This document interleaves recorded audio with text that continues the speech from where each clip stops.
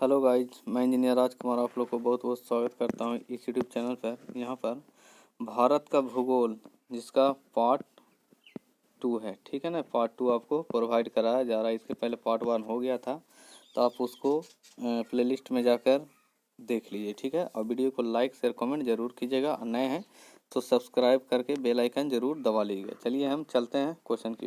और इसमें current affair, GK, GS तो मिलवे करता है, और इसको में एक्स्ट्रा और रीजनिंग का भी इसको में कुछ क्वेश्चन आंसर थ्योरी दिया जाता है। तो आप इसको ज़रूर से ज़रूर देखिए, ठीक है ना। और वीडियो को लास्ट तक ज़रूर देखिए। देखिए सभी क्वेश्चन इंपॉर्टेंट है, ठीक है ना। सभी एग्जाम में पूछे हुए प्रीवियस ईयर क्वेश्चन और उसके कुछ थ्योरेटिकल चीज़ें, तो सभी को देख लीजिए, ठीक है। देखिए यहाँ पर अपवाह तंत्र, इसके पहले कुछ और चैप्टर हो गए हैं तो उसका वीडियो बन गया है, तो आप उसको जाकर जरूर देख लीजिए, ठीक है ना। पार्ट 1 था। देखिए अपवाह तंत्र, अपवाह तंत्र में कुछ इंपॉर्टेंट चीज़ है। देखिए कहता है बिहार के शोक के रूप में किस नदी को जाना जाता है? कोसी नदी को। चंबल नदी किसकी उपनदी है? यमुना नदी की। रावी, चिनाब, बियास तथा सतलज में से कौन सिंधु जल प्रणाली की 3 नदियों में से नहीं है जिस पर भारत को पाकिस्तान के साथ सिंधु जल संधि के तहत नियंत्रण मिला? जो चिनाब हो जाएगा, ठीक है ना। माने रावी, चिनाब, बियास तथा सतलज में से कौन सिंधु जल प्रणाली की 3 नदियों में से नहीं है जिस पर भारत को पाकिस्तान के साथ सिंधु जल संधि के तहत नियंत्रण मिला है? तो चिनाब हो जाएगा। सिंधु जल संधि 1960 भारत तथा किसके मध्य एक समझौता हुआ? भारत तथा पाकिस्तान के मध्य, यानी पाकिस्तान हो जाएगा। सही सुमेलित है। देखिए सिंधु पाकिस्तान यानी नदी और पड़ोसी देश के साथ समझौता। तो सिंधु पाकिस्तान के साथ समझौता हुआ सिंधु नदी के लिए। गंगा बांग्लादेश, कोसी नेपाल, ठीक है। सिंधु जल समझौते के अनुसार कौन सी नदी पाकिस्तान द्वारा शासित नहीं है? तो रावी नदी। गंगा और ब्रह्मपुत्र की संयुक्त जलधारा किस नाम से जानी जाती है? तो मेघना के नाम से। वेरी वेरी इंपॉर्टेंट है, ये सब क्वेश्चन पूछता है। वे 2 प्रमुख नदियां कौन सी है जो अमरकंटक पठार से निकलती है परंतु वे अलग अलग दिशाओं में बहती है? तो नर्मदा और सोन हो जाएगा। गोदावरी, कावेरी, कृष्णा एवं बेतवा में से कौन सी नदी दक्षिण से उत्तर की ओर प्रवाहित होती है? देखिए ये 4 नदी का नाम है, इसको में से बताना है जो दक्षिण से उत्तर की ओर प्रवाहित होती है। तो बेतवा नदी हो जाएगा। कौन हो जाएगा? बेतवा। गंगा और ब्रह्मपुत्र नदियों का उद्गम स्थान क्रमशः कहाँ स्थित है? उत्तराखंड तथा तिब्बत में। गंगा हो गया उत्तराखंड, अब ब्रह्मपुत्र हो गया तिब्बत में, याद रखिएगा। तवा नदी किसकी सहायक नदी है? तो नर्मदा नदी की। सिंधु जल समझौते के अंतर्गत भारत को रावी, सतलज, झेलम एवं ब्यास में से किस नदी पर विशिष्ट अधिकार नहीं दिया गया? तो झेलम नदी।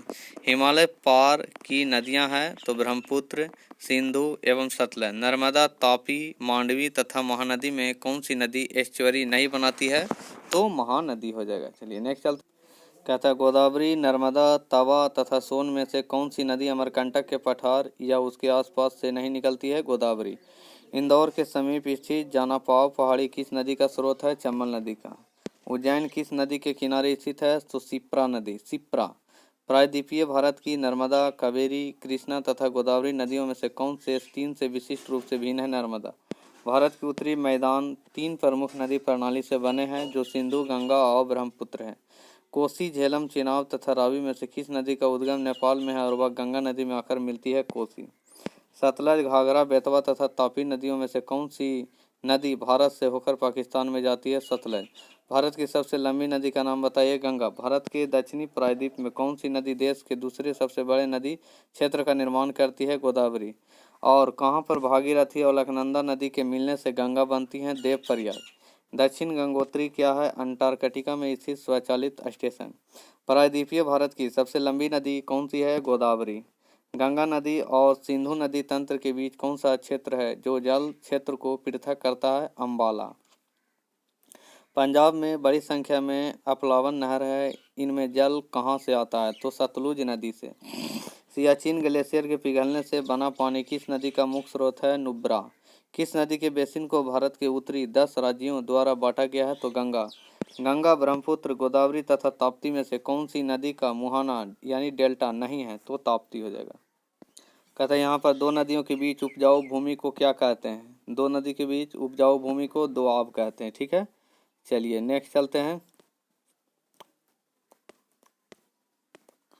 चलिए भारत में प्रायद्वीपीय नदी से संबंध सबसे ऊंचा निकास बेसिन कौन सा है? तो यहाँ ऑप्शन नंबर सी हो जाएगा, कृष्णा नदी। चलिए नेक्स्ट चलते हैं। भारतीय प्रायद्वीप की सबसे लंबी नदी कौन सी है? तो ऑप्शन नंबर गोदावरी नदी। ठीक है, ऑप्शन गोदावरी नदी, ऑप्शन नंबर डी। भारत की किस नदी को वृद्ध गंगा कहा जाता है? तो ऑप्शन नंबर बी गोदावरी नदी को वृद्ध गंगा कहा जाता है। चलिए नेक्स्ट चलते हैं। कहता है निम्नलिखित में से किस नदी को दक्षिण की गंगा कहा जाता है? दक्षिण की गंगा गोदावरी नदी को कहा जाता है। चलिए नेक्स्ट चलते हैं। नासिक किस नदी के किनारे स्थित है? तो हो जाएगा गोदावरी नदी के किनारे नासिक स्थित है, ऑप्शन नंबर डी। देखिए यहाँ पर नासिक महाराष्ट्र, यहाँ देखिए नासिक महाराष्ट्र राज्य में गोदावरी नदी के तट पर स्थित है। भारत के 4 प्रयागराज, इलाहाबाद में, उज्जैन, हरिद्वार और नासिक कुंभ मेलों में से एक यहीं पर लगता है। ठीक है ना, यानी कुंभ मेला यहीं पर लगता है, याद रखिएगा। निम्न में से किस नदी का स्रोत भारत से बाहर है? भारत से बाहर यानी ब्रह्मपुत्र नदी। तिब्बत में ब्रह्मपुत्र हो गया, यस बांग्लादेश से होती हुई निकलती है। नेक्स्ट चलते हैं। ब्रह्मपुत्र नदी का स्रोत तिब्बत में देखिए कुबी, आंगसी एवं चेमायुंगडुंग हिमानी के पास स्थित है। तिब्बत में इसे सांगपो कहते हैं। दिहांग नाम से यह अरुणाचल प्रदेश में प्रवेश करती है। असम की घाटी में से ब्रह्मपुत्र के नाम से जाना जाता है, जबकि महानदी रावी चेनाब नदी के उद्गम स्रोत भारत में ही स्थित है। तो ये आपका इंपॉर्टेंट चीज हुआ, देख लीजिए। चलिए तिब्बत में सांगपो कहलाने वाली नदी कौन सी है? बस ब्रह्मपुत्र नदी तिब्बत में सांगपो के नाम से जानी जाती है। नेक्स्ट चलिए। सिंधु नदी का उद्गम होता है, सिंधु नदी का उद्गम कैलाश पर्वतमाला है, कैलाश पर्वतमाला जहाँ महादेव जी रहते हैं। ठीक है, चलिए नेक्स्ट चलते हैं। चलिए कहता है सिंधु नदी का उद्गम स्थल कैलाश पर्वतमाला स्थित मानसरोवर झील के समीप अवस्थित है। कैलाश पर्वतमाला तिब्बत में स्थित ट्रांस हिमालय का भाग है। यह किसका हिमालय का भाग है? ट्रांस हिमालय का भाग है। ठीक है ना, कैलाश पर्वतमाला तिब्बत में ट्रांस हिमालय का भाग है। चलिए नेक्स्ट चलते हैं हम लोग। कहता है निम्न में कौन सी नदी हिमालय से परे की नदी? हिमालय से परे की नदी सतलज नदी है। ठीक है, ऑप्शन नंबर सी। चलिए नेक्स्ट चलते हैं। निम्नलिखित में से कौन सी नदी भारतीय भू क्षेत्र से नहीं निकलती है? तो कौन सी हो जाएगी? देखिए इसका तो ऑप्शन नहीं दिया है, बट इसको में से ऑप्शन नहीं होगा। देख लेते हैं पूरा डिटेल। सिंधु, सतलज एवं ब्रह्मपुत्र तीनों नदियों का उद्गम क्षेत्र हिमालय पर्वत क्षेत्र तिब्बत में है। सिंधु नदी मानसरोवर झील के पास से निकलती है। सतलज नदी तिब्बत में राकास्थल से तथा ब्रह्मपुत्र नदी आंगसी ग्लेशियर से निकलती है, जबकि गंगा और महानदी भारतीय भू क्षेत्र से ही निकलती है। निम्नलिखित में से कौन सी नदी हिमालय के पार से निकलती है? तो यहाँ ऑप्शन नंबर ए हो जाएगा, सिंधु नदी निकलती है हिमालय के पार से। भारत में कौन सी नदी को खुला नाला कहा जाता है? बस खुला नाला दिल्ली यानी यमुना नदी, दिल्ली आगरा ये सब होते हुए आती है, तो यमुना नदी। ठीक है ना, चलिए नेक्स्ट चलते हैं। भारत में कौन सी नदी विभ्रंश घाटी में बह जाती है? तो कौन सी नदी विभ्रंश घाटी में बह जाती है? इसका ऑप्शन है, देखिए इसका आंसर अभी नहीं दिया, डिटेल देख।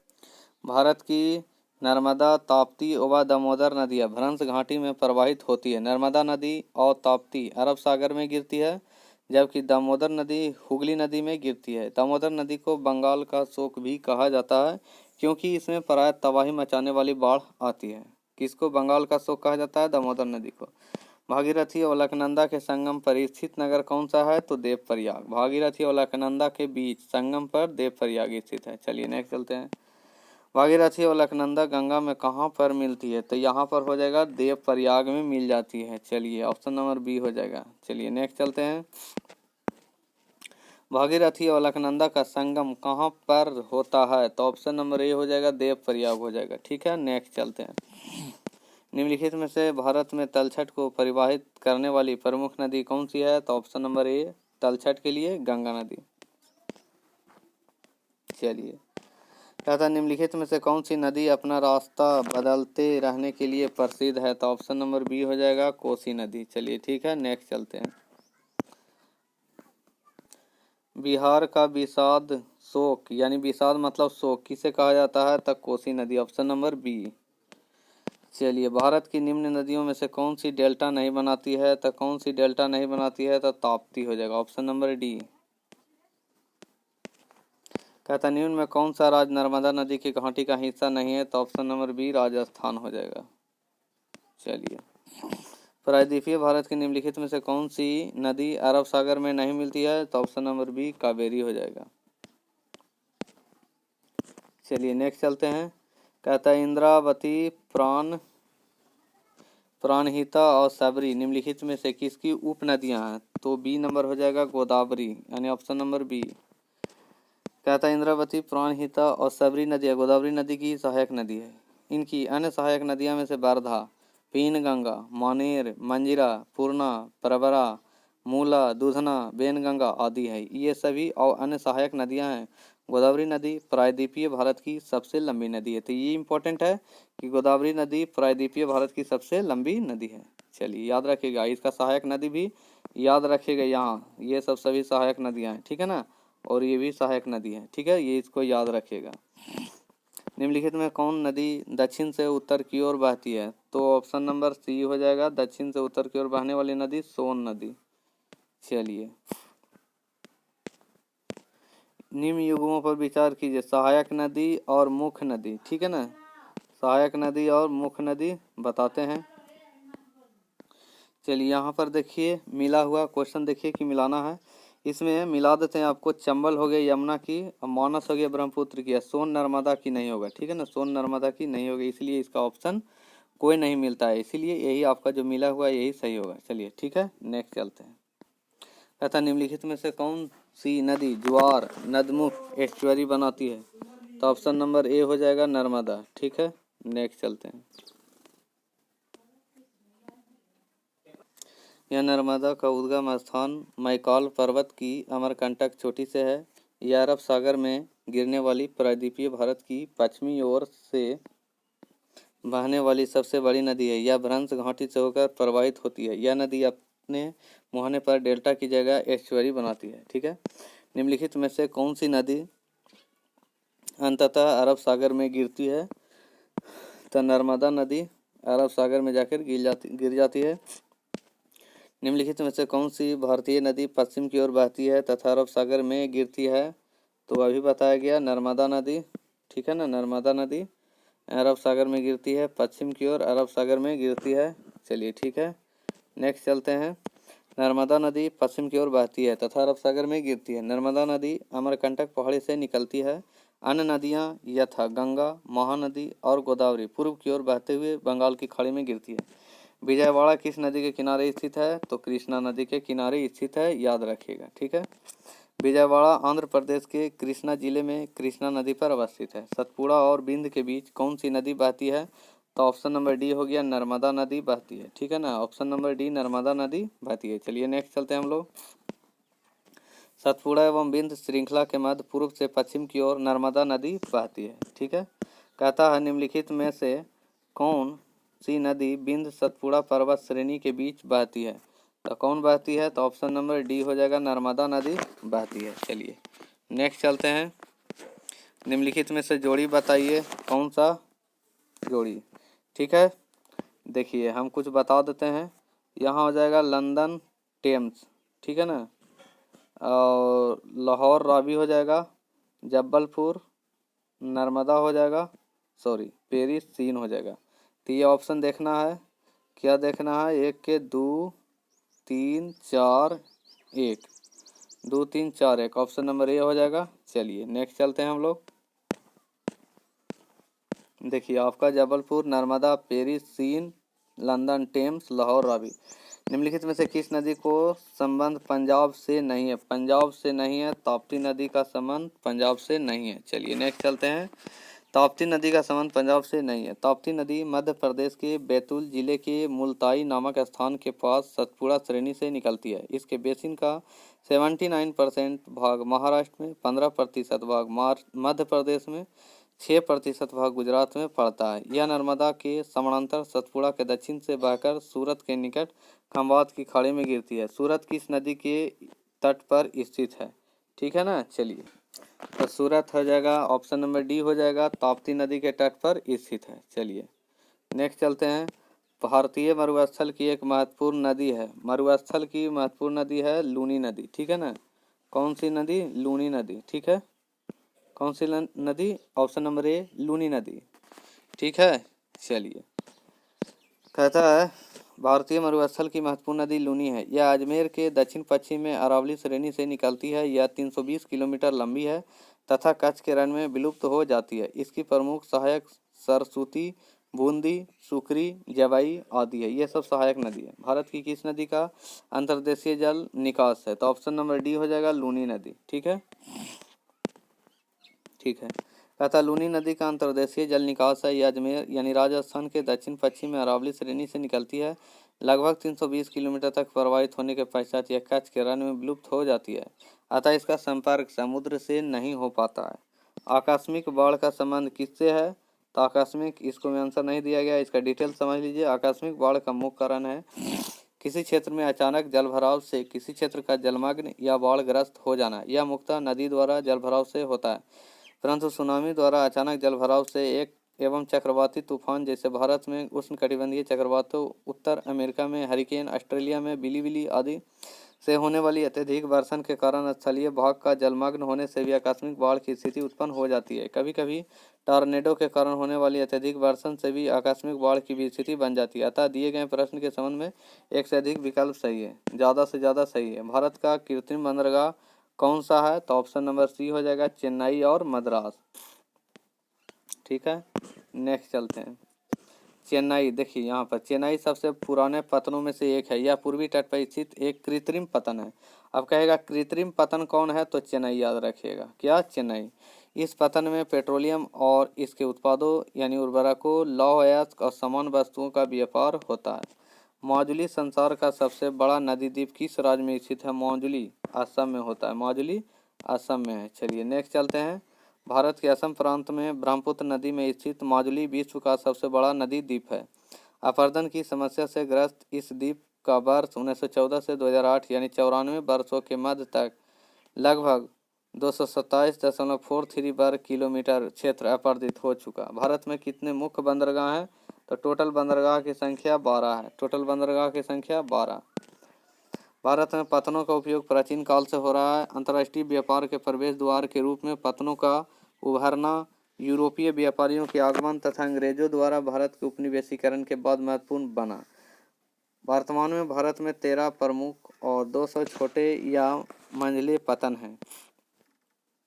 नज़दीकी विकल्प में ऑप्शन ठीक है। पर्यावरण और पारिस्थितिकी में चलिए कुछ इसको पर इम्पोर्टेंट चलिए। गर्म पानी अभ्यारण्य कहाँ स्थित है? कार्बी आंगलोंग असम। कार्बी आंगलोंग में और असम में। सिंपलीपाल जैव आरक्षित भारत के किस राज्य में स्थित है? उड़ीसा में। भारत में मैंग्रोव वन मुख्यतः कहाँ पाया जाता है? सुंदरबन डेल्टा। कौन सा क्षेत्र उष्णकटिबंधीय सदाबहार वन से ढका हुआ है? पश्चिमी घाट। एक आकलन के अनुसार शीतोष्ण क्षेत्र में केवल 1% वन नष्ट हुए हैं, जबकि उष्णकटिबंधीय में लगभग 40% वन नष्ट हो गए हैं। किस प्रकार के वन मुख्यतः शैवालों तथा काई से बने होते हैं? तो टुंड्रा वन हो गया। जब मंडल में सभी जीवित जातियां जीवित रहने के लिए एक दूसरे से परस्पर संबंधित और निर्भर रहती है, इस जीवन आधारित तंत्र को पारितंत्र कहते हैं। भारत के किस राज्य में सर्वाधिक वन है? मध्य प्रदेश में। डॉन डेली वन्य जीव अभ्यारण्य किस राज्य में है? कर्नाटक। डॉन डेली वन्य जीव अभ्यारण्य किस राज्य में है? कर्नाटक। सिंपलीपाल टाइगर रिजर्व किस राज्य में है? उड़ीसा। नागरहोल राष्ट्रीय उद्यान नीलगिरी बायोस्फीयर रिजर्व का हिस्सा है। कौन सा? नीलगिरी बायोस्फीयर रिजर्व का हिस्सा। किस राज्य में मानस टाइगर रिजर्व है? तो असम में मानस, याद रखिएगा। ठीक है, मानस वन्य जीव अभ्यारण्य असम में है। दाची ग्राम राष्ट्रीय उद्यान कहाँ स्थित है? जम्मू और कश्मीर। जम्मू और कश्मीर। ठीक है ना। अनामलाई टाइगर रिजर्व किस राज्य में है? तमिलनाडु में। इंद्रावती टाइगर रिजर्व किस राज्य में है? छत्तीसगढ़। मेलघाट टाइगर रिजर्व किस राज्य में है? महाराष्ट्र में। ठीक है। ग्रेट हिमालयन नेशनल पार्क किस राज्य में है? हिमाचल प्रदेश। गुजरात के गिर राष्ट्रीय उद्यान और शासन गिर अभ्यारण्य भारत में इकलौते वन्यजीव अभ्यारण्य हैं जिनमें एशियाई सिंह पाए जाते हैं। कंचनजंगा राष्ट्रीय उद्यान जिसे कंचनजंगा बायोस्फीयर अभ्यारण्य भी कहा जाता है, वह कहाँ है? सिक्किम में कंचनजंगा। कान्हा टाइगर रिजर्व किस राज्य में है? मध्य प्रदेश में। सुंदरबन टाइगर रिजर्व किस राज्य में है? पश्चिम बंगाल। मध्य प्रदेश में बाघ, सिंह, मोर तथा लंगूर में से किस पशु के सर्वाधिक अभ्यारण्य है? बाघ के। बांधवगढ़ राष्ट्रीय उद्यान किस राज्य में है? मध्य प्रदेश में।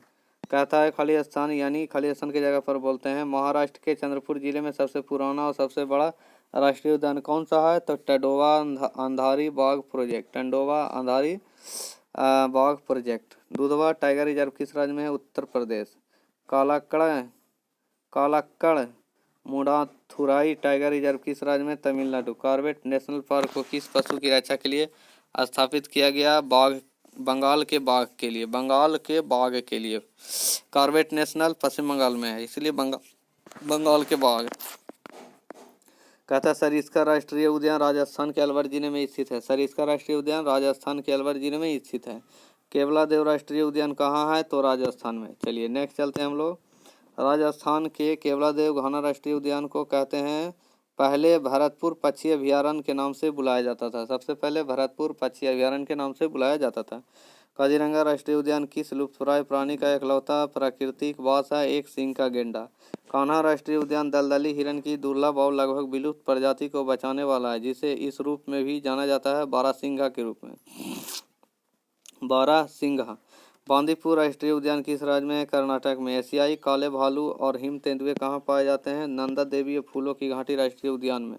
किस राज्य में मैंग्रोव वन का सबसे अधिक क्षेत्र है? पश्चिम बंगाल में। कौन सा उद्यान बांग्लादेश के साथ भी अपनी सीमाओं को साझा करता है? सुंदरबन राष्ट्रीय उद्यान। मैंग्रोव वे पेड़ हैं जिनमें होता है श्वसन करने वाली जड़ें। भारत में जैव भौगोलिक क्षेत्र की संख्या कितनी है? 10। भारत में वर्ष 1936 में स्थापित प्रथम राष्ट्रीय उद्यान का क्या नाम रखा गया? हैली राष्ट्रीय उद्यान। भारत में सुंदरबन, मन्नार की खाड़ी, नंदा देवी तथा कॉर्बेट में से कौन सा जैव reserve world network of biosphere reserve में शामिल नहीं है? कॉर्बेट। असम, कर्नाटक, मिजोरम एवं उड़ीसा में से किस राज्य में दंपा टाइगर रिजर्व स्थित है? मिजोरम। बांधवगढ़ राष्ट्रीय उद्यान किस राज्य में है? मध्य प्रदेश। भारत का सबसे बड़ा वनस्पति संग्रहालय कहाँ स्थित है? कोलकाता में। सरिस्का और अनंतभौर सिंह, हिरन, बाघ तथा भालू में से किसका सुरक्षित स्थान है? बाघ का। गुजरात का अर्ध शुष्क क्षेत्र, पूर्वी घाट, पश्चिमी घाट तथा मध्य प्रदेश में से भारत का कौन सा क्षेत्र उष्णकटिबंधीय सदाबहार वन से ढका हुआ है? पश्चिमी घाट। कौन सा राज्य भारत का प्रथम कार्बन मुक्त राज्य बन गया? हिमाचल प्रदेश। चिपको नारा पारिस्थितिकी अस्थायी अर्थव्यवस्था है, किसने कहा था? सुंदरलाल बहुगुणा। पर्यावरणीय आयोजन के साथ मूलतः संबंधित संगठन कौन है? तो यहाँ होगा नीरी। ऑप्शन नंबर बी हो जाएगा नीरी। चलिए नेक्स्ट चलते हैं। नीरी का फुल फॉर्म क्या है? National environmental engineering research institute. इसका स्थापना नागपुर में की गई थी। ठीक है, चलिए नेक्स्ट चलते हैं हम लोग।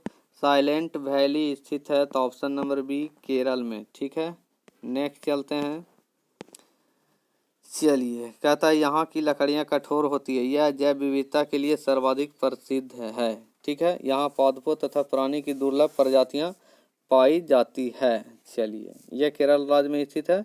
यहाँ उष्णकटिबंधीय वर्षा वन पाए जाते हैं। शांत घाटी किस राज्य में स्थित है? तो ऑप्शन नंबर बी केरल में स्थित है। चलिए नेक्स्ट चलते हैं। केरल की मौन घाटी, केरल की मौन घाटी कौन हो जाएगा? तो ऑप्शन नंबर डी हो जाएगा। पादपों तथा प्राणियों की दुर्लभ जातियां हैं, पादपों तथा प्राणी की दुर्लभ जातियां हैं। केरल की नीरव घाटी में स्थित वन किस प्रकार के वन का उदाहरण है? तो कौन सा? तो हो जाएगा ऑप्शन नंबर सी हो जाएगा उष्णकटिबंधीय वर्षा वन। केरल में उष्णकटिबंधीय वर्षा वन पाए जाते हैं। ठीक है, चलिए नेक्स्ट चलते हैं हम लोग। किस राज्य में राष्ट्रीय उद्यान वैली ऑफ फ्लावर्स स्थित है? तो उत्तराखंड में हो जाएगा। वैली ऑफ फ्लावर्स, ठीक है ना, फूलों की घाटी बोला जाता है। ठीक है, वैली ऑफ फ्लावर बोला जाता है उत्तराखंड को। यह कहता है इस राज्य में स्थित नंदा देवी राष्ट्रीय उद्यान का विस्तार है। यहाँ नंदा देवी राष्ट्रीय उद्यान भी है उत्तराखंड में। भारत का प्रथम राष्ट्रीय उद्यान कौन सा है? भारत का प्रथम राष्ट्रीय उद्यान कौन सा है? तो Corbett national park. Corbett national park कहाँ है? तो पश्चिम बंगाल में, याद रखिएगा। नेक्स्ट चलते हैं। भारत का प्रथम राष्ट्रीय जिम कॉर्बेट नेशनल पार्क की स्थापना प्रोजेक्ट टाइगर के लिए किया गया था 1936 में। ठीक है ना, हेली नेशनल पार्क के रूप में। और 1973 में प्रोजेक्ट टाइगर शुरुआत इसी उद्यान से की गई। भारत का कुल कितना प्रतिशत भौगोलिक क्षेत्र वन भूमि है? तो कितना है भूमि? वन भूमि है 20%। ठीक है ना, वन भूमि, भौगोलिक क्षेत्र वन भूमि है 20%। चलिए याद रखिए, पारिस्थितिकी संतुलन बनाए रखने के लिए भारत में जंगल कितने अनुपात में होना चाहिए? तो होना चाहिए 31 से 34% तक हो जाना चाहिए, ठीक है ना। चलिए नेक्स्ट चलते हैं।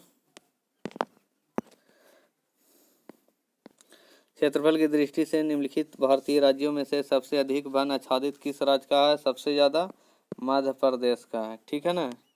चलिए नेक्स्ट चलते हैं।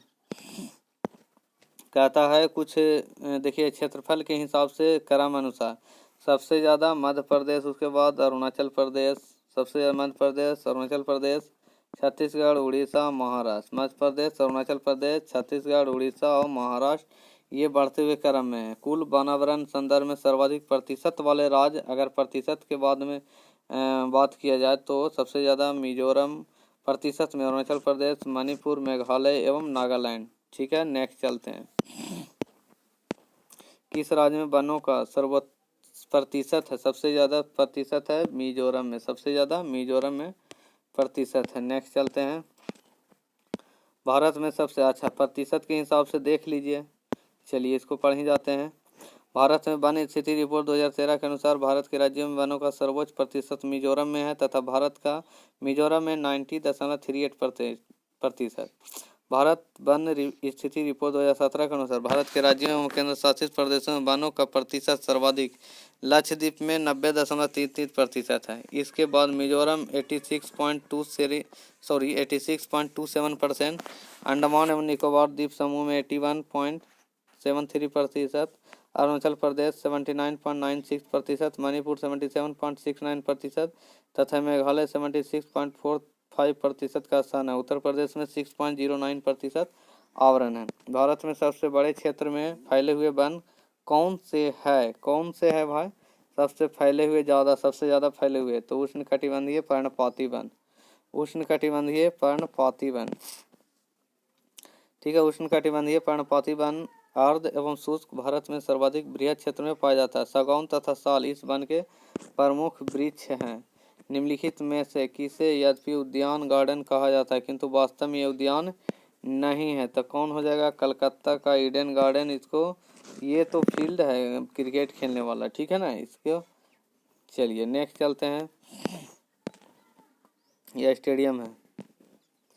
सरा सुंदरबन के जंगल को क्या कहा जाता है? सुंदरबन के जंगल को क्या कहा जाता है? मैंग्रोव बोला जाता है। क्या कहा जाता है? ऑप्शन नंबर बी मैंग्रोव बोला जाता है, ठीक है। चलिए सुंदरबन मैंग्रोव पारिस्थितिकी तंत्र का उदाहरण है। यह मैंग्रोव वनस्पति के लिए प्रसिद्ध है। भारत में कच्छ वनस्पति का कुल क्षेत्रफल 6000 वर्ग किलोमीटर है। कच्छ वनस्पति संरक्षण एवं प्रबंधन योजना में कुल 15 कच्छ वनस्पति क्षेत्रों की पहचान की गई है। गंगा डेल्टा के मैंग्रोव वनों को क्या कहा जाता है? तो ऑप्शन नंबर बी हो जाएगा सुंदरबन कहा जाता है। चलिए नेक्स्ट चलते हैं। गंगा डेल्टा के मैंग्रोव वन को सुंदरबन के नाम से जाना जाता है। यह भारत और बांग्लादेश में इसी विश्व का सबसे बड़ा नदी डेल्टा है। इसे सुंदरबन राष्ट्रीय उद्यान के नाम से भी जाना जाता है, जो कि रॉयल बंगाल टाइगर के संरक्षण के लिए प्रसिद्ध है। भरतपुर पक्षी अभयारण्य किस राज्य में स्थित है? तो ऑप्शन नंबर डी राजस्थान में, ठीक है। चलिए नेक्स्ट चलते हैं। हरियाणा में सुविख्यात पक्षी विहार कौन सा है? तो यहाँ ऑप्शन नंबर ए हो जाएगा सुल्तानपुर हो जाएगा। चलिए कौन हो जाएगा? सुल्तानपुर। चलिए नेक्स्ट चलते हैं। कहता है नामदफा नेशनल पार्क कहाँ है? नामदफा नेशनल पार्क अरुणाचल प्रदेश में, अरुणाचल प्रदेश में। चलिए ऑप्शन नंबर डी। चलिए कहता है अरुणाचल प्रदेश में स्थित नामदफा अभयारण्य लगभग 1800 वर्ग किलोमीटर में फैला हुआ यह अभयारण्य 200 से 4500 मीटर की ऊंचाई पर स्थित है, जिसके कारण इसका मार्ग अत्यधिक दुर्गम है। इस अभयारण्य में वास करने वाले प्रमुख पशु हैं बाघ, चीता, लंबचीता और साह। यह एकमात्र सेक्चुअरी है। 19 नंबर में यह एकमात्र सेक्चुअरी है जहां कश्मीरी महामृग पाया जाता है। तो कौन हो जाएगा? ऑप्शन नंबर बी डाची गांव में, ठीक है। चलिए नेक्स्ट चलते हैं। दाचीग्राम अभयारण्य जम्मू कश्मीर की राजधानी श्रीनगर से 22 किलोमीटर दूर स्थित है। हिमालय की छत्र छाया में अवस्थित दाचीग्राम में कश्मीरी महामृग पाया जाता है। इस अभयारण्य के सिवाय संपूर्ण भारत में कहीं भी हंगुल प्रजाति की हिरण का अस्थायी आश्रय स्थल नहीं है। भारत में निम्नलिखित में से वह बायो रिजर्व कौन सा है जो सिंहों यानी शेरों के लिए एक प्राकृतिक पर्यावास है? तो गिर bio reserve option number D. चलिए नेक्स्ट चलते हैं। भारत के गुजरात राज्य में स्थित गिर बायो रिजर्व सिंहों यानी शेरों के लिए प्राकृतिक पर्यावास है। प्रसिद्ध गिर वन कहाँ स्थित है? तो कहाँ हो जाएगा? तो गिर गुजरात में है। गिर, गिर से गुजरात याद रखेगा। चलिए नेक्स्ट चलते हैं। अब मिलान कीजिए। कान्हा कहाँ किस लिए? काजीरंगा गिर। गिर तो किस लिए है? शेर के लिए। गिर हो गया शेर के लिए, ठीक है। और कान्हा और काजीरंगा, ठीक है ना। काजीरंगा गेंडा के लिए हो जाएगा, कान्हा बाघ के लिए हो जाएगा, याद रखिएगा। चलिए तो ऑप्शन नंबर इसमें कौन हो जाएगा? इसमें option number B S C हो जाएगा, ठीक है। बी एस सी, ठीक है। चलिए नेक्स्ट चलते हैं, मिला लीजिएगा। देखिए कान्हा बाघ के लिए, काजीरंगा गेंडा के लिए, गिर शेर के लिए।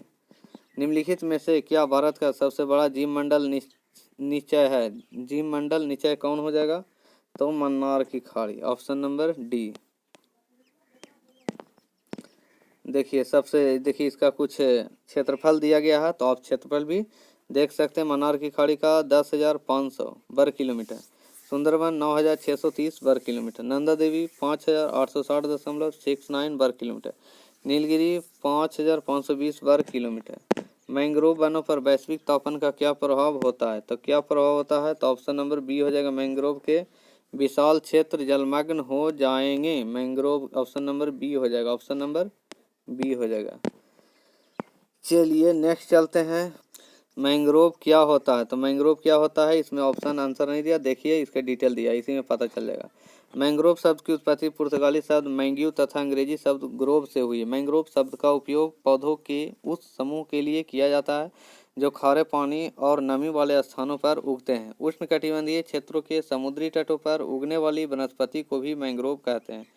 जहाँ पर ज्वार के समय समुद्र का खारा पानी भर जाता है, वे क्षेत्र जहाँ पर ऐसी वनस्पतियाँ उगती है मैंग्रोव पारिस्थितिकी तंत्र कहते हैं। मैंग्रोव समूह, मैंग्रोव पारिस्थितिकी, मैंग्रोव वन, मैंग्रोव दलदल आदि शब्दों का प्रयोग मैंग्रोव के पौधों का वर्णन करने के लिए किया जाता है। इस वर्गीकरण के पश्चात भी कभी कभी मैंग्रोव शब्द को परिभाषित करना कठिन हो जाता है। निम्नलिखित में से कौन सा वन जलाक्रांत क्षेत्रों में विकसित होता है? तो ऑप्शन नंबर डी हो जाएगा, मैंग्रोव यानी गरान, ठीक है। नेक्स्ट चलिए सुंदरी वृक्ष निम्नलिखित में से किसकी एक विशेष प्रकार की वनस्पति है? तो ज्वारीय वन हो जाएगा, ऑप्शन नंबर ए ज्वारीय वन, ठीक है। देखिए ज्वारीय वनस्पति मुख्यतः भारत के पूर्वी तटीय क्षेत्र में मिलती है। पूर्वी तट के गंगा, गोदावरी, कृष्णा आदि के निम्न डेल्टाई भाग में उच्च समुद्री ज्वार का पानी जमा हो जाता है और इस पानी से यहाँ की भूमि दलदली हो जाती है। बंगाल का सुंदरबन ज्वारीय वनस्पति का प्रमुख उदाहरण है। सुंदरी के वृक्ष प्रमुख ज्वारीय वृक्ष है। चलिए नेक्स्ट चलते हैं। मानस पशु विहार किस राज्य में है? तो मानस हो गया असम, मानस असम, याद रखिएगा। अब कहता है मानस पशु विहार असम राज्य में है। यह बिहार से होकर मानस नदी प्रवाहित होती है। यह एक राष्ट्रीय पार्क है एवं यूनेस्को विश्व विरासत सूची स्थल में शामिल है। मानस यूनेस्को विश्व विरासत सूची स्थल में शामिल है। जीव मंडल आरक्षित क्षेत्रों की पहली परियोजना का स्कीम कौन सी है, कौन सा है? तो ऑप्शन नंबर बी हो जाएगा, नीलगिरी जीव मंडल आरक्षित क्षेत्र। नीलगिरी जीव मंडल आरक्षित क्षेत्र हो जाएगा, ऑप्शन नंबर बी। कहता है जीव मंडल सुरक्षित क्षेत्र का उद्देश्य क्या है? तो उपयुक्त सभी हो जाएगी, उपयुक्त सभी हो जाएगा, ठीक है ना। ऑप्शन नंबर डी ठीक हो जाएगा। वन भूमि के वनस्पति जात और प्राणी जात का परिरक्षण, वन उत्पादों पर प्रयोग और विकास, ठीक है ना। वन उत्पादों पर प्रयोग और विकास, कृषि उत्पादों पर प्रयोग और विकास, यानी उपयुक्त सभी हो जाएगा। निम्न में से किसे वैश्विक विरासत का वन माना जाता है? तो किसे वैश्विक विरासत का वन माना जाता है? देखिए यहाँ काजीरंगा भी हो जाएगा, असम के काजीरंगा और पश्चिम बंगाल के सुंदरबन, ये दोनों होता है। बी और सी हो जाएगा, बी और सी हो जाएगा, ऑप्शन नंबर बी और सी। चलिए कहता है नेशनल काजीरंगा नेशनल पार्क 1985 में तथा पश्चिम बंगाल स्थित सुंदरबन नेशनल पार्क 1987 यूनेस्को की वैश्विक विरासत की सूची में शामिल किया गया है। चलिए नेक्स्ट। भारत की जीव मंडल रिजर्व नंदा देवी यूनेस्को किस राज्य में स्थित है? नंदा देवी, तब उत्तराखंड में नंदा देवी है, ठीक है, ऑप्शन नंबर ए। चलिए नेक्स्ट चलते हैं। काजीरंगा राष्ट्रीय उद्यान किस लिए प्रसिद्ध है? काजीरंगा गेंडा के लिए प्रसिद्ध है, काजीरंगा गेंडा के लिए प्रसिद्ध है, ठीक है ना। चलिए नेक्स्ट चलते हैं। ये भी विश्व धरोहर में सूची में शामिल है। काजीरंगा नेशनल पार्क प्रसिद्ध गेंडे के लिए प्रसिद्ध है, ऑप्शन नंबर ए हो जाएगा। चलिए कहता है भारत में समुद्री गाय किसके बायो रिजर्व क्षेत्र में पाई जाती है? बायो रिजर्व क्षेत्र में ये कहाँ पाया जाता है? तो ऑप्शन नंबर बी मन्नार की खाड़ी में। ठीक है, समुद्री गाय मन्नार की खाड़ी में पाया जाता है। नेक्स्ट चलते हैं। चलिए, काजी कंचनजंगा राष्ट्रीय पार्क स्थित है। कंचनजंगा राष्ट्रीय पार्क, तो कंचनजंगा राष्ट्रीय पार्क सिक्किम में स्थित है। मध्य प्रदेश का शिवपुरी राष्ट्रीय पार्क किस लिए प्रसिद्ध है? तो तेंदुआ और चीतल के लिए। तेंदुआ और चीतल के लिए। चलिए, कहता है यहाँ पाए जाने वाले प्रमुख जानवर है तेंदुआ, चीतल, लंगूर, सियार, जंगली सुअर आदि। तो ऑप्शन नंबर डी हो जाएगा। सी पंचमढ़ी जीव संरक्षण क्षेत्र कहाँ स्थित है? तो ऑप्शन नंबर सी मध्य प्रदेश। पंचमढ़ी जीव संरक्षण क्षेत्र मध्य प्रदेश में स्थित है। चलिए, कान्हा नेशनल पार्क कहाँ स्थित है? तो option number D Madhya Pradesh में कान्हा नेशनल पार्क स्थित है मध्य प्रदेश में। ये प्रोजेक्ट टाइगर के अंतर्गत लाया जाता है। 1974 में लाया गया। इसके विस्तार मैकाल पहाड़ी पर 940 वर्ग किलोमीटर क्षेत्र में है। ठीक है, इसका स्थापना वर्ष 1955 में हुआ था। कान्हा किसली अभयारण्य निम्नलिखित में से किस राज्य में स्थित है? Option number B Madhya Pradesh में। चलिए, नेक्स्ट चलते हैं। कान्हा किसली नेशनल पार्क और टाइगर रिजर्व मध्य प्रदेश राज्य के मंडला और बालाघाट जिले में स्थित है। यहाँ रॉयल बंगाल टाइगर की पर्याप्त संख्या पाई जाती है। 1 जून 1955 को इसे नेशनल पार्क का दर्जा दिया गया। विश्व का एकमात्र पलावी राष्ट्रीय पार्क स्थित है। तो ऑप्शन नंबर ए मणिपुर हो जाएगा। ठीक है, चलिए नेक्स्ट चलते हैं।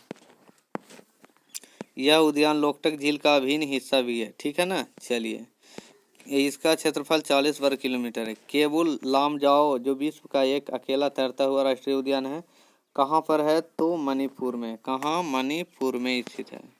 विश्व का एकमात्र तैरता हुआ राष्ट्रीय उद्यान केबुल लामजाओ कहाँ पे स्थित है? तो ऑप्शन नंबर डी हो जाएगा, मणिपुर में हो जाएगा। कहाँ हो जाएगा? मणिपुर में। Option number D.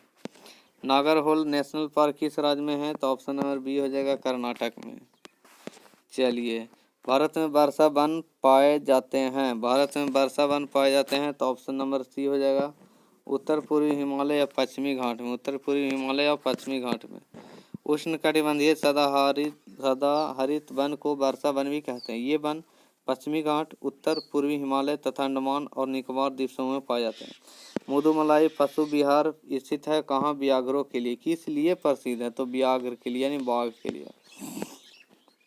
ये कहाँ है? कर्नाटक, बिहार, कर्नाटक, तमिलनाडु, केरल में है। ये बिहार नहीं, राज्य नहीं, सिर्फ बिहार माने घूमने वाला बिहार है। कर्नाटक कहाँ स्थित है? कर्नाटक, तमिलनाडु और केरल में स्थित है। ठीक है, चलिए, मधुमलाई वन प्राणी में सेंचुरी किस राज्य में स्थित है? तो किस राज्य में स्थित है? देखिए, इसका ऑप्शन नहीं दिया गया है। तो चलिए, कोई भी हो सकता है, इसको में नहीं होगा कोई। चलिए ठीक है, इसको कैंसिल करो। 47 का ऑप्शन नहीं दिया गया। चलिए नेक्स्ट चलते हैं। भारत में जयमंडलों के आरक्षित स्थलों की कुल संख्या है। तो कौन सा हो जाएगा?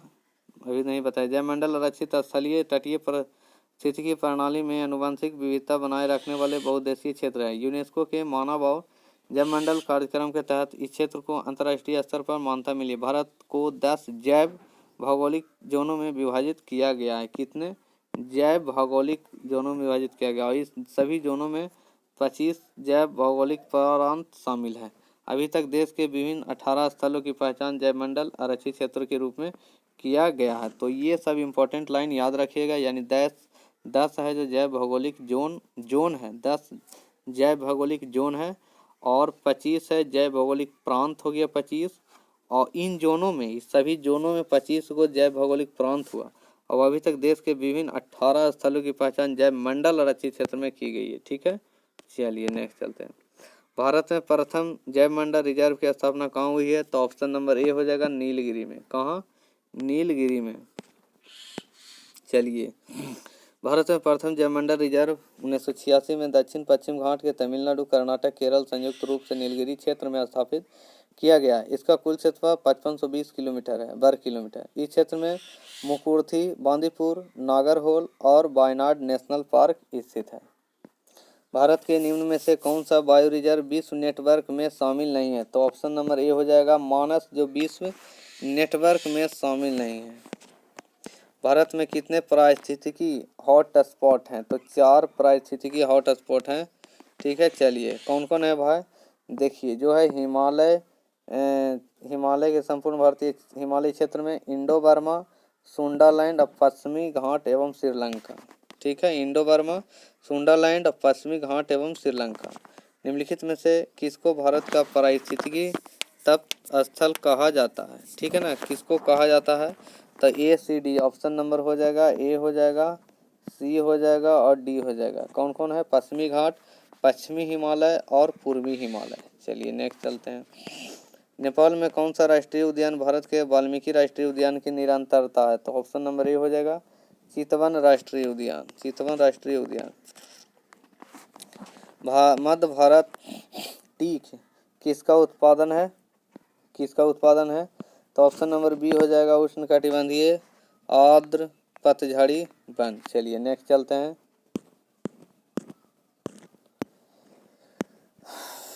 चलिए चंदन के पेड़ों के लिए किस प्रकार का जंगल उपयुक्त है? तो ऑप्शन नंबर डी हो जाएगा, उष्णकटिबंधीय पर्णपाती जंगल।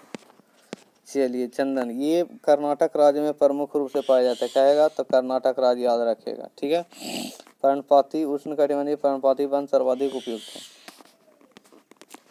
उष्णकटिबंधीय वर्षा वन में सामान्य रूप से पाए जाने वाला पौधा कौन है? ऑर्किड। ऑप्शन नंबर ए हो जाएगा, ऑर्किड। क्रिकेट बैट के लिए बिलो कहाँ से प्राप्त किया जाता है? तो ऑप्शन नंबर डी हो जाएगा, शंकुधारी वन से। ठीक है, याद रखिएगा। कहता है राल यानी धुना किसका उत्पाद है? तो ऑप्शन नंबर बी, कोनेफेरस शंकुधारी वृक्ष से, कोनेफेरस शंकुधारी पेड़ से। ठीक है, चलिए नेक्स्ट। कुगटी वन पशु विहार किस राज्य में है? तो ऑप्शन नंबर सी हो जाएगा, हिमाचल प्रदेश। कौन सा हो जाएगा? Himachal Pradesh. Option number C. कहता है गलत जोड़ा बताइए। ऑप्शन नंबर डी गलत जोड़ा, पेरियार अभयारण्य आंध्र प्रदेश में, ये गलत है। ठीक है, ये गलत है।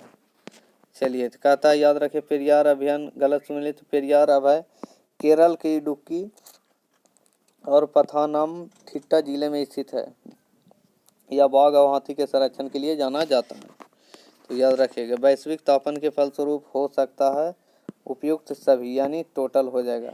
समुद्र तल में वृद्धि, फसल के स्वरूप में परिवर्तन, तटरेखा में परिवर्तन। चलिए नेक्स्ट चलते हैं। अत्यधिक वनोन्मूलन का सबसे अधिक खतरनाक प्रभाव है? कौन सा हो जाएगा? ऑप्शन नंबर सी हो जाएगा, जंगली जानवरों के निवास स्थलों का नाश, जंगली जानवर निवास स्थल का नाश। ठीक है, चिपको आंदोलन किससे संबंधित है? तो वन संरक्षण से संबंधित है। वन संरक्षण ऑप्शन नंबर बी से संरक्षित है। वनारोपण प्रक्रिया यानी वनारोपण प्रक्रिया और पेड़ लगाने की, ऑप्शन नंबर बी हो जाएगा। ठीक है, चलिए नेक्स्ट चलते हैं। कृषि से संबंधित कुछ इंपॉर्टेंट तथ्य यानी क्वेश्चन आंसर देखिए। भारत में कॉफी का अधिकतम उत्पादन वाला राज्य कर्नाटक। भारत के किस राज्य में बांस की सहायता से टपकाव ड्रिप सिंचाई पद्धति प्रचलित है? मेघालय में। सुमेलित कीजिए हरित क्रांति, ये सुमेलित है ही तो हरित क्रांति एस एम स्वामीनाथन, श्वेत क्रांति वर्गीज कुरियन, गुलाबी क्रांति दुर्गेश पटेल। भारत की कितनी प्रतिशत आबादी कृषि कार्य में संलग्न है? 55%। भारतवर्ष में खरीफ की फसल की कटाई वर्ष के किन महीनों में की जाती है? सितंबर अक्टूबर। पूर्णतः कार्बनिक ऑर्गेनिक बनने वाला प्रथम भारतीय राज्य कौन सा है? तो सिक्किम हो जाएगा। नेक्स्ट चलते हैं। खाद्य फसलों में ये शामिल है, कौन शामिल है? तो खाद्यान्न, दालें, खाद्य तिलहन। खाद्यान्न, दालें, खाद्य तिलहन, ऑप्शन नंबर सी। कहता है IR-20 और रत्ना दो प्रमुख किस्म है? तो धान की किस्म है। ठीक है ना, धान की किस्म है IR-20 और रत्ना। कहता है कुछ अन्य किस्म है, Hamsa, Jaya, IR-8, IR-36, Pusa, one, Hema तथा राजेश्वरी। झूम कृषि अभी भी कहाँ प्रचलित है? तो उपयुक्त सभी में यानी ये ABC सभी में हो जाएगा। मिजोरम, मणिपुर, नागालैंड सभी जो। ठीक है, मिजोरम, मणिपुर, नागालैंड में। ठीक है, कहता है नेक्स्ट चलते हैं। तो झूम कृषि क्या है इसके बारे में समझ लीजिए। मुख्यतः उष्णकटिबंधीय क्षेत्रों में पेड़ वनस्पति को काटकर उस स्थान को साफ करके बची हुई वनस्पति को जलाकर उस स्थान पर जो कृषि की जाती है उसे स्थानांतरित या झूम कृषि कहते हैं। इस क्रिया में जल हुई पेड़ों एवं वनस्पति की राख उर्वरक का कार्य करती है। साफ की गई भूमि पर पुराने उपकरणों यथा लकड़ी के हल आदि से जुताई करके बीज बो दिए जाते हैं। फलतः यानी फसल पूर्णतः प्रकृति पर निर्भर होती है। ऐसी कृषि सारे पूर्वोत्तर भारत में पहाड़ियों पर आदिम जाति द्वारा की जाती है। झूम कृषि से संबंधित है यानी स्थानांतरित कृषि। झूम कृषि यानी स्थानांतरित कृषि। चलिए नेक्स्ट चलते हैं। खेती की झूम विधि का व्यवहार हुआ करता है कहाँ हुआ करता है? नागालैंड में। ठीक है। झूम है एक कृषि खेती का एक प्रकार। चलिए नेक्स्ट चलते हैं आगे। कहता निम्न में से कौन सी एक रोपण फसल नहीं है? रोपण फसल में हो जाएगा ईख। रोपण फसल नहीं है। चलिए नेक्स्ट चलते हैं। कहता मध्य प्रदेश विशालतम उत्पादक है। किस चीज़ का उत्पादक है? तो आंसर नहीं देगा। देख लीजिए यहाँ पर। तो 2016-17 में मध्य प्रदेश दाल एवं तिलहन यानी कुल 9 तिलहन में अग्रणी उत्पादक रहा, परंतु कपास के उत्पादन में महाराष्ट्र तथा मक्का के उत्पादन में महाराष्ट्र प्रथम स्थान पर रहा। ठीक है। नेक्स्ट चलते हैं। भारत में गेहूं की निम्न जाति में से किसकी खेती की जा रही है? तो ऑप्शन नंबर बी हो जाएगा ब्रेड गेहूं की। ठीक है, ब्रेड गेहूं। चलिए नेक्स्ट चलते हैं। सोपान कृषि कहाँ की जाती है? तो ऑप्शन नंबर ए हो जाएगा पहाड़ों की ढाल पर, पहाड़ों की ढलान पर। ठीक है ना। खाद्य फसल का नाम बताइए जो भारत में सबसे अधिक उपजती है? तो ऑप्शन नंबर डी हो जाएगा चावल। कहता है चलिए चावल सबसे ज़्यादा भारत में अधिकतम कृषि योग्य घेरने वाली फसल है, तो चावल हो जाएगा। कौन हो जाएगा? चावल। Option number A. भारत के निर्यात मद के रूप में कौन से मसाले की मूल्य में सर्वोच्च स्थिति है? तो ऑप्शन नंबर बी सूखी लाल मिर्च, सूखी लाल मिर्च हो जाएगा। चलिए ऑप्शन नंबर बी। चलिए नेक्स्ट चलते हैं। कहता है जायद यानी जैद मौसम में उगाई जाने वाली फसल है। कौन हो जाएगा? तारबूज। चलिए जैद के लिए तारबूज। कहता है देखिए थोड़ा सा समझ लीजिए यहाँ पर। जायद की फसल को मार्च में बोया एवं जून में काटा जाता है। ठीक है। खीरा, ककड़ी एवं तारबूज इसकी प्रमुख फसलें हैं। रबी की फसल सामान्यतः अक्टूबर में बोई जाती है एवं मार्च में काटी जाती है, जबकि खरीफ की फसल जुलाई में बोई जाती है एवं अक्टूबर नवंबर में काटी जाती है। गेहूं, जौ, चना, मटर एवं सरसों रबी की प्रमुख फसलें हैं, जबकि चावल, ज्वार, बाजरा, कपास, मक्का एवं गन्ना खरीफ की प्रमुख फसलें हैं। अंतःवर्ती जायद फसल है। अंतःवर्ती जायद फसल कौन हो जाएगा? तो ऑप्शन नंबर बी हो जाएगा। यहाँ पर ऑप्शन नंबर बी मारिए। देखिए प्रतिस्थापित फसलें जो तब रोपित की जाती है जब नियमित फसलें उगने में असफल हो जाए। चलिए नेक्स्ट चलते हैं। निम्नलिखित में से किनका उत्पादन खरीफ के मौसम में नहीं किया जाता है? जौ और सरसों का। जौ और सरसों का नहीं किया जाता है। ठीक है। चलिए नेक्स्ट चलते हैं हम लोग। कहता है निम्नलिखित में से कौन सी भारत में रबी फसल नहीं है? तो कौन जूट है जो रबी फसल नहीं है? चलिए नेक्स्ट चलते हैं। तथा गेहूं और जौ और रेपसीड रबी की फसल है। गेहूं, जौ और रेपसीड रबी की फसल है, जबकि जूट खरीफ फसल है। निम्नलिखित में से कौन रबी फसल नहीं है? नहीं है तो मूंगफली नहीं है। ठीक है। रबी फसल मूंगफली खरीफ फसल है, जबकि जौ, गेहूं, सरसों, मसूर, चना आदि रबी फसल है। रबी फसल के मौसम में भारत में निम्नलिखित में से कौन सी फसल समूह में उगाई जाती है? तो ऑप्शन नंबर सी हो जाएगा गेहूं, सरसों और चना। गेहूं, सरसों और चना। चलिए कहता है जबकि चावल, मक्का, बाजरा आदि खरीफ फसलें हैं। सरसों के बीज का सबसे अधिक उत्पादन करने वाला राज्य है? तो option number B Rajasthan. Option number B Rajasthan. चलिए नेक्स्ट चलते हैं। कहता है आंकड़ों के अनुसार 2016-17 के आंकड़ों के अनुसार सबसे माने राज्यों का क्रम राजस्थान, मध्य प्रदेश, हरियाणा। ठीक है ना। तो यहाँ राजस्थान और मध्य प्रदेश हरियाणा अंतर होगा। ठीक है ना, याद रखिएगा। नेक्स्ट चलते हैं। पठार की स्थलाकृति आदर्श है, तो खनन के लिए ऑप्शन नंबर सी हो जाएगा। ठीक है। चलिए भारत के एक ढलानदार पर्वतीय भूभाग में 200 सेंटीमीटर से अधिक वार्षिक वर्षा होती है, वहाँ निम्नलिखित में से कौन सी फसल की बढ़िया खेती हो जाती है? टी ऑप्शन नंबर डी हो जाएगा चाय। ऑप्शन नंबर डी हो जाएगा चाय। ठीक है ना, चाय की खेती। भारत किसका सबसे बड़ा उत्पादक और निर्यातक है? तो किसका हो जाएगा? चलिए देखिए।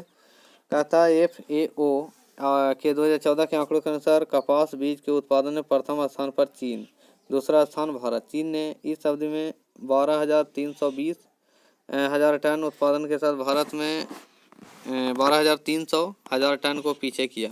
2015 में अबरख का सबसे बड़ा उत्पादक ब्राज़ील, तांबे का सबसे बड़ा उत्पादक चिली और 2014 में चाय का सबसे बड़ा उत्पादक चीन है। वर्ष 2017 में चाय का सबसे बड़ा उत्पादक भी चीन है। भारत का स्थान दूसरा है। तो ये हुआ इम्पोर्टेंट लाइन। चलिए देखिए नेक्स्ट चलते हैं। किस भारतीय राज्य को चाय का उत्पादक राज्य नहीं माना जाता है? तो नहीं माना जाता है ऑप्शन नंबर डी छत्तीसगढ़। ठीक है, चलिए नेक्स्ट चलते हैं। वाणिज्यिक स्तर पर रबड़ का उत्पादन भारत के निम्नलिखित में से किस राज्य समूह में होता है? रबड़ कहाँ पाया जाता है? तो यहाँ हो जाएगा केरल राष्ट्र और तमिलनाडु कर्नाटक, यानी ऑप्शन नंबर बी में रबड़ हो जाएगा। निम्नलिखित में से किसको भारत में नकदी फसल माना जाता है? तो ऑप्शन नंबर सी हो जाएगा प्याज। ऑप्शन नंबर सी प्याज हो जाएगा नकदी फसल। बागान कृषि पैदा करती है तो ऑप्शन नंबर बी हो जाएगा खाद्येतर फसलें। चलिए नेक्स्ट कहता है बागानी कृषि के अंतर्गत चाय, कहवा, नारियल, रबड़, इलायची, मिर्च, हल्दी इत्यादि खाद्येतर फसलों में उपजाया जाता है। कहता है कुल फसल प्रतिशत के रूप में भारत में खाद्यान्न का उत्पादन है लगभग 70% खाद्यान्न का उत्पादन है। चलिए भारत में फसलों के सकल क्षेत्रफल में से खाद्यान्नों का क्षेत्रफल कौन है? 60 से 70% खाद्यान्नों का। भारत में गेहूं का सबसे अधिक उत्पादन करने वाला राज्य कौन सा है? तो उत्तर प्रदेश। बड़ा राज्य भी है इसलिए ज़्यादा हो गया। ठीक है, उसके बाद दूसरा नंबर में मध्य प्रदेश और तीसरा में पंजाब। उत्तर प्रदेश, मध्य प्रदेश, पंजाब। जूट उत्पादन में सबसे प्रचुर प्रदेश कौन सा है? तो ऑप्शन नंबर ए हो जाएगा पश्चिम बंगाल। ऑप्शन नंबर ए हो जाएगा पश्चिम बंगाल। ठीक है, भारतीय जूट उद्योग के लिए प्रमुख प्रतिद्वंदी कौन है? तो option number C Bangladesh. Option number C हो जाएगा बांग्लादेश। चलिए नेक्स्ट, भारत में जूट का अधिकतम क्षेत्र कहाँ पर है? तो ऑप्शन नंबर डी हो जाएगा पश्चिम बंगाल में। चलिए देखिए यहाँ पर कुछ दिया गया है, आप देख लीजिए। जूट कृषि के अंतर्गत क्षेत्र पश्चिम बंगाल में 0.55 क्षेत्र हुआ और उत्पादन हुआ, तो ये आपके लिए दिया गया, देख लीजिए। दूध उत्पादन में संसार में भारत का कौन सा स्थान है? तो पहला स्थान है, सबसे पहला स्थान संसार में। उसमें अग्रणी राज्य होगा भारत में तो उत्तर प्रदेश हो जाएगा। ठीक है, हरित क्रांति पद का प्रयोग उच्च उत्पादन दर्शाने के लिए किया गया था, तो सी नंबर हो जाएगा प्रति हेक्टेयर कृषि उत्पादकता बढ़ाकर। चलिए खाली स्थान में दिया गया है तो 1966 के बाद अवधि के दौरान खाद्यान्न विशेषता गेहूं के उत्पादन में बहुत वृद्धि हुई। ठीक है, ऑप्शन नंबर डी हो जाएगा। चलिए नेक्स्ट चलते हैं। हरित क्रांति सबसे अधिक सफल रही कहाँ रही? पंजाब, हरियाणा, उत्तर प्रदेश में। ठीक है, चलिए कहता है भारत में हरित क्रांति के अंतर्गत विकसित बीज वाली फसल की उच्च पैदावार वाली किस्म का चयन कौन हो जाएगा? तो ऑप्शन नंबर सी हो जाएगा चावल, गेहूं, ज्वार, बाजरा और मक्का। ठीक है, हरित क्रांति का संबंध किस फसल से है? तो ऑप्शन नंबर बी हो जाएगा गेहूं से है।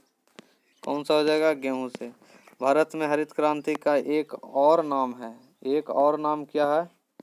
तो ये ऑप्शन नंबर ए हो जाएगा बीज उर्वरक और सिंचाई क्रांति। HYV कार्यक्रम को भारत में नव कृषि नीति भी कहा जाता है। HYV का मतलब हाई यील्डिंग वेराइटीज। भारत के किस राज्य को चीनी का कटोरा यानी शुगर बाउल कहा जाता है? तो option number A Uttar Pradesh को। ठीक है, जबकि महाराष्ट्र का दूसरा स्थान है। ठीक है, उत्तर प्रदेश प्रथम स्थान पर है, महाराष्ट्र दूसरे स्थान पर है। भारत में किस राज्य को धान का कटोरा कहा जाता है? तो आंध्र प्रदेश को धान का कटोरा कहा जाता है। ठीक है ना। चलिए यहाँ 77% अधिक चावल की पैदावार होती है। भारत में कृषि को दुष्प्रभावित करने वाला मौसम का सबसे महत्वपूर्ण तत्व कौन सा है? तो ऑप्शन नंबर डी वृष्टि हो जाएगा। चलिए नेक्स्ट चलते हैं हम लोग। ऑपरेशन फ्लड किस कार्य से संबंधित है? तो ऑप्शन नंबर ए हो जाएगा दूध उत्पादन से। चलिए प्रथम चरण 1970 से 80, द्वितीय चरण 1981 85, तृतीय चरण 1985 96। श्वेत क्रांति का संबंध किससे है? तो ऑप्शन नंबर बी हो जाएगा दूध उत्पादन से। ठीक है, देखिए इसका जो क्रांति के नायक माने जाते हैं जनक हैं वर्गीज कुरियन। कौन है? वर्गीज कुरियन, ठीक है ना।